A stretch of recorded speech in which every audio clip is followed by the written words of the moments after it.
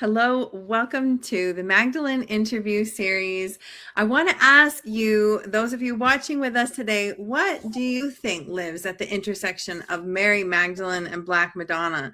There's a lot of thoughts around this, and I have with me today someone who has been deeply immersed in Black Madonna energy and work and Magdalene energy and work for some time. We can't wait to hear from you, Alessandra. And I've created, if you're new to this conversation, I've created the Magdalene interview series to widen the conversation about Mary Magdalene, to bring in all of the facets and elements of who she is, including all the spiritual lineages and traditions that she carried, so that we can see ourselves reflected in her and step more deeply into our own leadership through her example. And I also have created this series in conjunction with the Magdalene Pleasure Pilgrimage, which I'm leading to the south of France in September. And so as you've listened to these conversations, if something resonates with you and you have seen yourself, walking in that land, we'd love to have you come in and join us and be immersed in those beautiful ancient codes and healing sites. Alessandra is also leading a pilgrimage, and I hope you'll tell us all about it. But let's start by having you introduce yourself and tell us a little bit about your work. My name is Alessandra Belloni. I'm from Rome, Italy, but I live in New York, New Jersey. And I apologize, my background is not my regular background, would be full of Black Madonnas behind me and drums. I am in a hotel for a situation that I had to deal with my apartment just today. But I bring the Mary Magdalene and the Madonna with me. So here she is, the traveling version. And this one is very powerful. And then I have another one behind me. But so I was born in Rome, and I do have a lineage through my mother, who was very devoted to the Madonna, not necessarily the Black Madonna, but Mary. So I grew up with that devotion, and I also wrote about it in my book, Healing Journeys with the Black Madonna, which has a cover of a Magdalene. I want to show it because this is a modern painting. This is not an ancient painting. And one of my best friends in the world painted this for my production dedicated to the Black Madonna.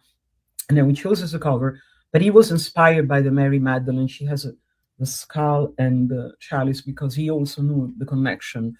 So in my childhood, without knowing, I had my first communion in a church in Rome, where I had a very mystical experience. My first mystical experience, I was 9 years old, because my parents were separating, which was very rare in Italy at that time.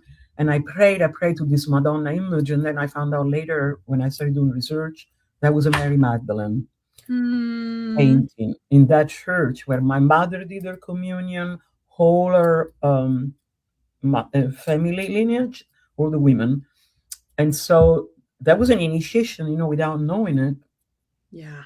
And that prayer, for that time was received. My parents did get back together. So that was my first, introduction to that. Wow. But I grew up with this devotion to Mary, but because I'm from Rome, where the Pope resides, and even though I'm Roman, I'm not a fan of the Pope or the Vatican at all. No offense to anybody listening. I grew up Christian and Catholic, but I don't really go for the way they run the business, this patriarchal society. And so I was, even if I'm from there, and I was devoted to the Madonna, I only discovered the Black Madonna going down to the south of Italy because of my music. So for people who don't know me, I'm a singer, but I specialize in Southern Italian drumming, ritual dance, and theater combined. And I began my music theater dance company 45 years ago, and with my partner John La Barbera, the guitarist. And as we started traveling through the South, because it's no way you can really learn an authentic indigenous tradition of an ethnic culture unless you live it through it. You really got to go down into the deep roots to really understand, what these cultures represent. And these are thousands of years old. So by traveling around the south of Italy, from Naples, Calabria, Campania, Puglia, Sicily, I mostly started in Calabria, the part south of Italy, And in the churches, I found black Madonnas and not white Madonnas. Most of the time, they were black. And I couldn't understand in the beginning why are they black because in Rome they didn't tell us that, you know. And Yeah. then also, what was really intriguing is the music that in these places in the south of Italy, not in Rome. My grandparents came from south of Rome, so I did have a connection to the Mm. music because I played this music. But I that's what really intrigued me. You know, the fact that people were drumming, singing, dancing all night long till sunrise as a prayer to the Great Mother, and she was black. So that really intrigued me because the miracles, you know, the people ask for during this devotion still happen. And I had some on my own, and I got just, you know, I'll share one as the beginning of my, you know, actual spiritual path. But so that path, you know, the music, drumming, dance was to inspire me, my partner, then to start presenting performances, you know, in New York, especially, and then around the states, but mostly New York. But then there was a time where I got sick in 1986, and it very a serious condition. It's very common among women. It's called dysplasia, and it's cancerous cells of the cervix. So it was very scary. I had the surgery, you know, to take out the cancerous cells, but I had a vision of the Black Madonna over my bed when I woke up. It was very real, you know, and with her hands out and telling me that I was gonna follow her path, like, you know, with her hands like this, and that I would feel other people's pain, and that she was the voice of the earth. So that was, you know, a complete life changing experience, and that's what led me to go deeper, to go back into these towns where people sing for her, drum for her, and to write an opera called The Voyage of the Black Madonna. And that was back in when people weren't talking about certain things as much. It was 1990 and 1991, and then I put all the connections that I found that each Black Madonna was connected to a goddess, a black goddess. So Cibele from Turkey, you know, the Earth Mother, the goddess of the moon, Diana, Artemis, and Hecate, the goddess of the underworld, Aphrodite, and the main one, Isis from Egypt. So, but as I was doing this research, I also found out there was a connection with Mary Magdalene. She kept showing up, and that that took me to do another opera based on the Passion of Christ from the point of view of the women, from a medieval poem that we learn in Italy in school. It's called Stabat Mater, Donna de Paradiso, which means the woman was at the cross and the Lady of Paradise.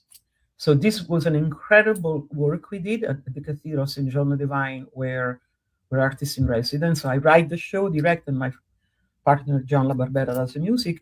And that's where I first then went deeper into the Mary Magdalene, representing her on stage. I was Mary, and I had another woman play Mary Magdalene. And that was before the Da Vinci Code in Wow. 1995. And because I did so much research, you know, I went like, I studied the Gospel of Mary Magdalene and all that. And then I realized she was the wife of Jesus. So I wrote that in the program. And that's how we represented it, which was, you can imagine, extremely controversial because Yeah. the church. So that was, you know, a lot of information, but that's how I went first to the Black Madonna, and then into the Mary Magdalene. But you know, they're connected, but they're also separate, you know, because in the way we did it in our passion play, I could feel that became really strong. These two women who love the same man, the Oh, mother and the wife, that's beautiful. and the love for these men. So I really staged it in an incredible way. I'm not saying it to brag myself up. You know, we were in the New York Times, Channel 7, because it was unusual the way I put it on stage. You know, using the drumming, the music, and Mary Magdalene did a beautiful belly dance, you know, around her lover, you know, Jesus. But people loved it, but Oh, it was controversial. That like, oh, there were several points of things that you shared where I felt like tears welling up. The image Oh, of Mary Magdalene belly dancing in a beautiful. radiant, seductive, like belly dancing by nature is seductive. And it's like, yes, oh, the image of seeing that portrayed on stage, I'm just like breathtaking by Yeah, that. and the woman who played it first, we did it for a few years, was not a dancer, was not an actress. She's actually quite famous classical flute player, Viviana Guzman. And we were friends, but she felt what we were trying to do because Mm. I, what I do is not for any actor. It's ritual theater, and then we go deep into the Black Madonna and this passion play completely on a complete different take. Even though Jesus, of course, was important, she just felt that she had to be the Mary Magdalene, and she did it, I think, for 2 3 years in a row. And it was everybody cried when we did the first scene together. Was unbelievable, and it was very real. Because somehow I think if you enter that space of what she represented, and also the mother, people just follow you because that grief, that grief of the love, that kind of love that I think Jesus and Mary Magdalene shared. It's universal love, unconditional love, and it's so much more. And I think because the music was very good, John wrote a piece called "The Song of Mary Magdalene" and "The Dance of Mary Magdalene," and some were duets. But when she did that dance, it was unbelievable because Jesus was already arrested, and he was in that position, and he had the guards protecting him. But the way she danced with her magic, she ended up separating the guards and freeing him, and that was their last moment of love together. Oh my In a God. church. Well, it's a different church. St. John the Divine is famous for being unusual, but it was really everybody cried. Uh-huh. Everybody. So that's how I started my deep connection with her at an older age. When I was a child, she was around me, but I wasn't aware. But and I know you go to France, so that's one place where obviously she's very um, not only known, but there were people think she lived the last part of her life. Right.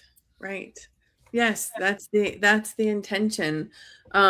These pieces of what you shared about what you've done and the research you've done in Italy and with the various Black Madonnas. I'm so like fascinated by that. I think what I wanted to ask you first, and then you can tell us as much about that as you want to, is um, if a woman is just coming into this work and she's recognized she has some spiritual gifts, but she's not really super clear on why does Black Madonna matter? Why does Mary Magdalene matter? What would you say to a woman at that intersection from this place where you've like literally devoted your life to this? That's true.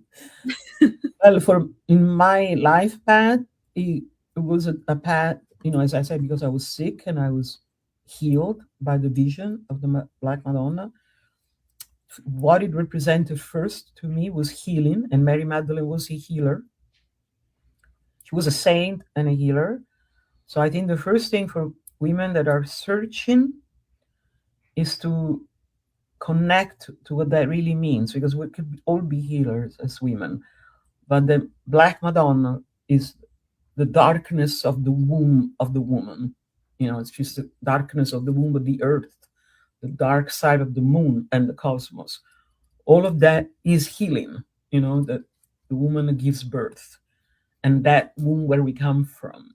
So I think the first thing is connect that, to the darkness of your own womb, without being ashamed, and know that there is healing power there. And that's what the Black Madonna really represents. It's that darkness of our womb, but in a cosmic way, the cosmic mother. Same, I think, for Mary Magdalene, who I believe, of course, that she existed and she was a healer and a saint, but that's the same. She was a woman who was empowered. in a time where that was definitely not common. Yeah. And she was in her power. She the way she anointed Jesus, and the fact that Jesus came to her in resurrection, it's being in your own power. Connect to the womb, which is dark. So don't be afraid of the darkness, because the darkness really means life, where we come from. And from that, which is what happened to me, I had a disease, cancerous cells of the cervix, the womb, and Yeah. then it was healed. So I think the first thing is really connect to that. Even if I work with a lot of women when I do workshops who have been sexually abused, and that's when everything, not only the trauma, but the things get broken. So you Yeah. need to start putting that back together, Mm. heal your womb. From that comes the power. And one woman who knew that is Mary Magdalene. Yeah. And also, I believe that she was dark because she was North African. So that's the other aspect of the Black Madonna and the Mary Magdalene. That's why the Vatican is hiding that truth. In the Renaissance, they made the Madonnas blonde and blue eyes, and Jesus red hair, whatever. The Mary Magdalene's beautiful paintings they made in the Renaissance. She's white, but it's impossible. In North Africa, they were dark. So the first images of that, especially in the Orthodox Church, where Mary Magdalene is really holy, the Santa Sofia is connected to Mary Magdalene, the Holy Sophia, they were dark, the first 300 years of the church. Right. So it's also racial. Of course, they were dark people, but it's also, remember, the womb, which is where Yes. we carry our power. And when people are being abused, women, that gets shattered, and then you got to bring it back and be in your power. That's why I represented the Mary Magdalene that way, in her power, Yeah.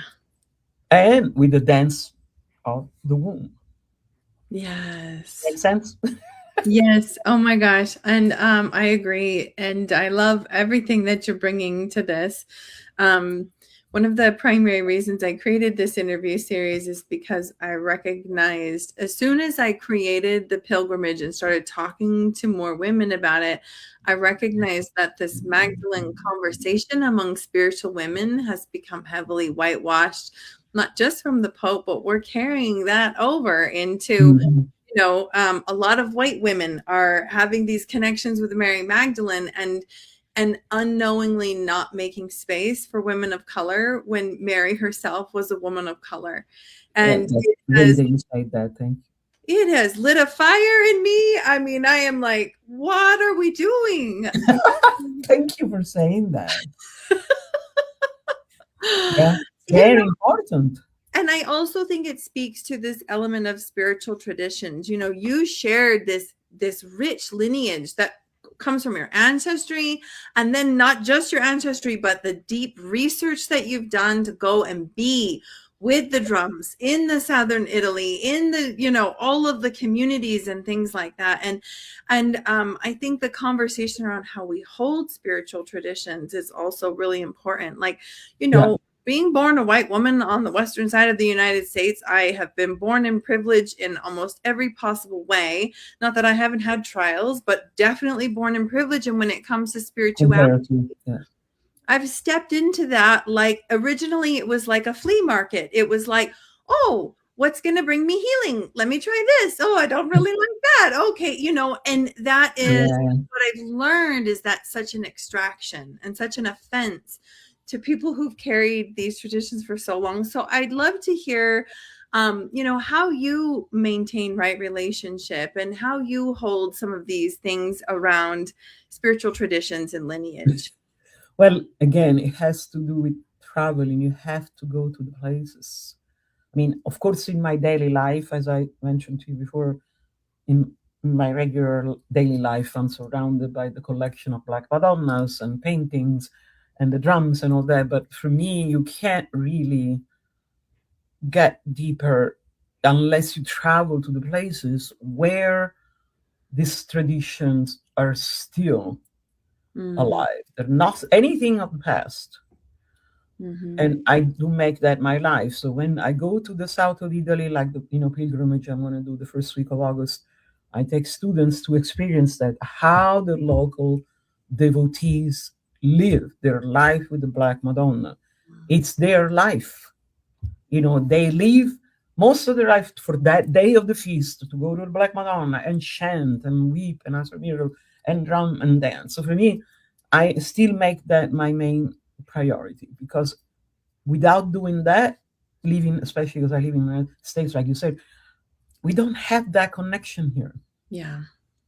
So if people really want to study and learn this, like you're going to Southern France, you need to really spend the money, take the time off, and follow the research. I mean, if you want to follow the Black Madonna, a lot of information is in my book, but there are other books out there. But it really is a sacrifice. The whole idea of sacrifice is not so popular among, especially, like I say, especially with some, white women or white, society. They want things fast. I want to learn this, 1, 2, 3, in 1 week I'll be the expert. It doesn't work that way. Mm-hmm. You really have to devote time and understand that it's a process. And before you receive a vision or a healing, time goes by. Sometimes you have a mystical experience and you have an awakening, but it really is a sacrifice in many ways of time, money, and travel to these places and have your own I love experience. Like I only went to one place in southern France, which transformed me, and I wrote a song. It's the Sainte Marie de la Mer, where Santa Sara la Cali and the Black Madonna is. And I always wanted to go there because I know that there is May 24th, it's the feast of Santa Sara, the Mary Magdalene, and there. And the gypsies, she's the queen of the gypsies. And as you can tell by my appearance, I have this gypsy soul in me. So I was there, but not for the feast. I don't know if you have been there for the No. feast. Not yet. I need to make that a priority. Maybe we should do it together next year, because it's a let's make that promise. So for people who are listening too, it's an incredible feast, and all the gypsies come from all over Europe to honor the Black Madonna and Mary Magdalene together. I went there once. It was not the feast, and you go into the crypt underneath the church, and here's this huge statue of the Black Madonna. They call her Santa Sara la Cali. So Cali, India, where the gypsies originated in Rajasthan. And the name of the town is the Three Marys of the Sea, because they say Mary Magdalene and Mary of Jacob and Mary Salome came together in this boat and landed there. That's the legend. But boy, when I went to the crypt, the legend came alive. I could feel this presence so strong. That was my personal most transformation experience with the presence of Mary Magdalene. Mm-hmm. I just fell on my knees and started crying. And then I turned around. The people who took me, there were these two guys. One was a filmmaker, one was a photographer. They were weeping away. They were like, and I was like, oh, I'm glad I'm not the only one. And then, some gypsies walked in. Everybody was crying because her presence is in that crypt, dark again, under the earth. And when I came out, I was in a trance. I was completely tranced out. And I was feeling kind of sick too, when you get in that zone. And I asked them, let's go to the beach. The church is on the beach. And I went in the water with my drum, and this song came called Sainte Marie de la Mer in French and then in English. And it was so clear she was giving me this song. And it was beautiful. And then I came back to New York, completely forgot the song. And which was like a Gregorian chant. Yeah. And then I went to the water, because I live by the water in the river. And then I started praying, and please give me the song back. And finally I got it back. And then we recorded it. But, and it's a beautiful tune. I mean, not because I wrote it, but it came from her. Yeah. So that's really my strongest experience with feeling her presence. And I'm sure that's what happens when you go there, right? In southern France. Do you go to that spot, to San Maria della So Mer? I have not yet been. I'm taking this pilgrimage and we're all going as equals. No one is the teacher. We have a guide, a friend of mine that lives down there who's gonna, show us, lick your finger and turn left at this, when the wind blows and all of And that, because that's there's a great. lot of, yeah. But and also, I know a lot of the stories, but to have someone who lives there who can say, more depth into some of the stories and things. But it's also been really important to me that it's held in such a way that there's no one projecting onto anyone else, why they're weeping or what this spiritual experience means to them or That about who is they are. personal. Yes. So That's great. yes, so it's brave. Well, I might want to join you. Please do. Please Yeah, I mean, do. when I do the pilgrimage, I go as a teacher because first we start with 2 days of drumming and dance and singing, in the Amalfi Coast, a beautiful hotel on the beach. Then I take people to meet this group that is devoted to the Madonna, that Black Madonna, and they do that drumming and dance. And then we go to another feast where they take the Black Madonna out of the sea, very similar to San Maria della Mer. They take the Madonna into the sea, so she's always connected with the sea. The Black Madonna comes from the sea, goes back to the sea like Aphrodite. So I take people to witness that incredible feast where every year they reenact that, finding the Black Madonna. And then we go to another Black Madonna of the Sea in Positano in the Amalfi Coast. Beautiful Byzantine icon because, again, she's there. She came from the sea and she's there to protect the coast. And then we go to the mountains. That's where we end, to the Black Madonna on Monte Vergine, who is the protector of gays and transgenders from way back before Christianity. So there's a big gay community that goes there.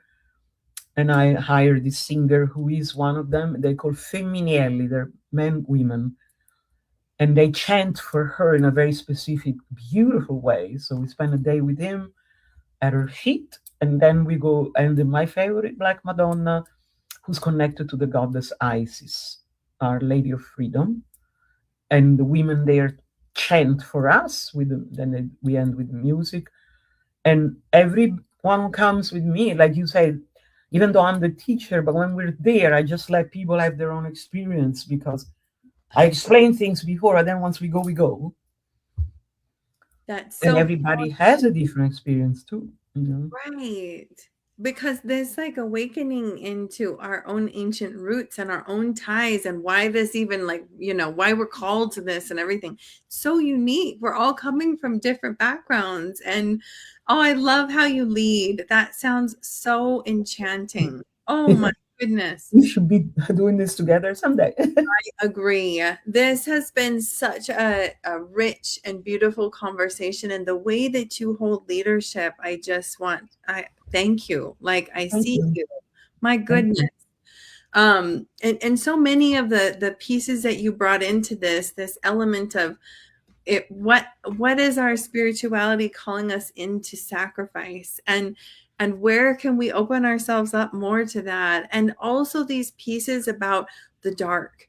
Like, I think that if we aren't speaking about the dark and we're speaking about Mary Magdalene, maybe we should do a little more work before we keep speaking about Mary Magdalene, Thank because my you. goodness, Yes. that's exactly. And every step I have taken with Mary Magdalene has called me into a deeper layer of sacrifice.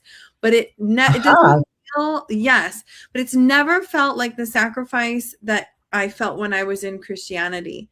It doesn't feel like I'm contorting myself to become someone different. It Yeah. feels like it's calling me to rip away the layers that were not truly me and step into deeper versions of who I really am. Yeah. The beginning of Christianity, actually. But you grew up Christian or not Catholic or not Catholic? I grew up non-denominational Christian, and then when I was 18, I joined the Mormon church and left just 2.5 years ago.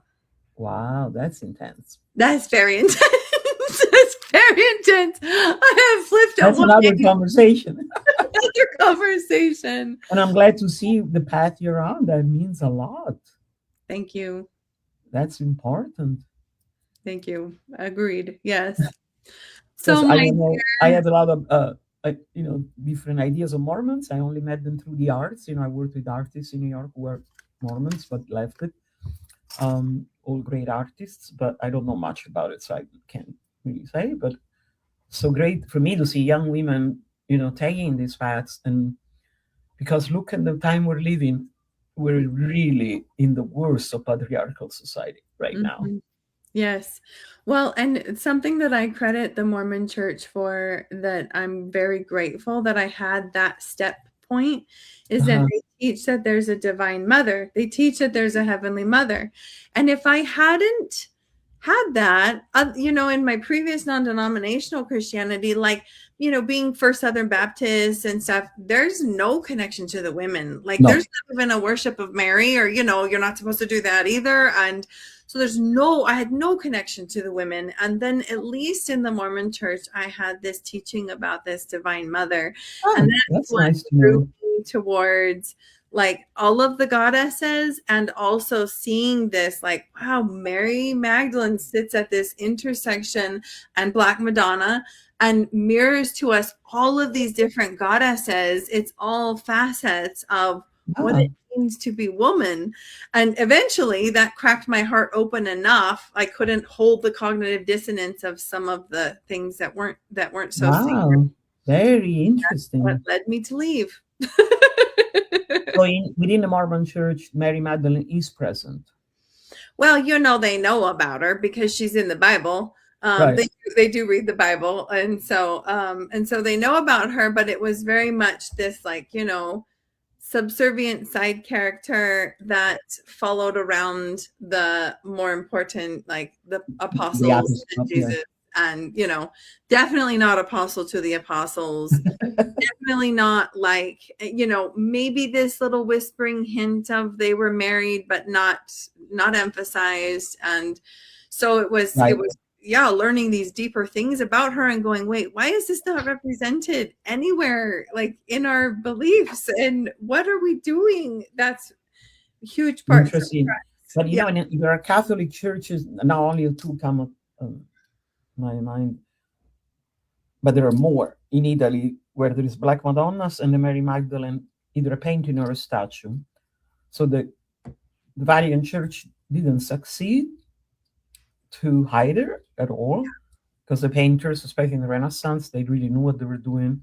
They were initiated, in the mysteries for sure.